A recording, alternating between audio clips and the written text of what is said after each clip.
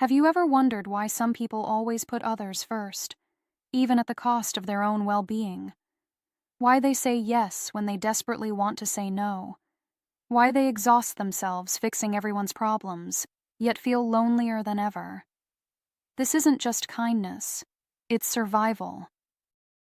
When trauma shapes the way you see yourself, it teaches you that your worth is tied to how much you give, not who you are. Why do trauma survivors become fixers? For many, this pattern begins in childhood.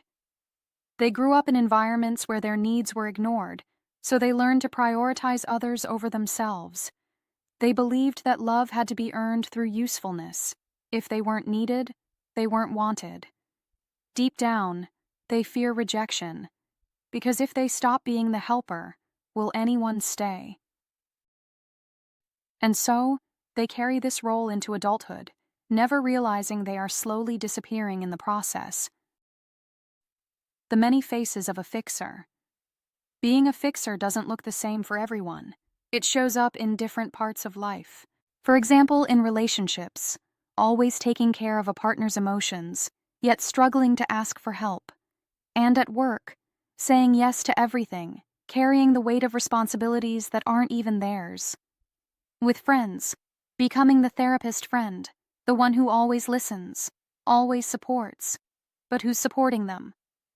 With family, holding everything together, managing conflicts, making sure everyone is okay, while quietly falling apart, and within themselves, feeling guilty for resting, ignoring their own needs, believing that self-care is selfish.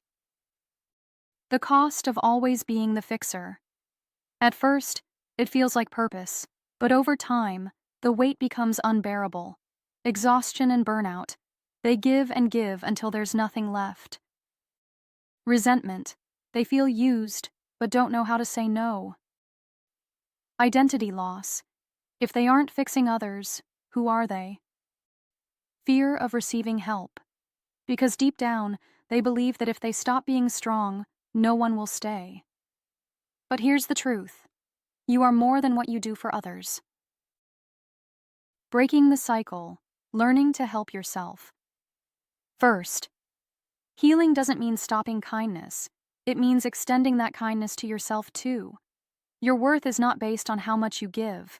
It's okay to say no. Boundaries don't push people away.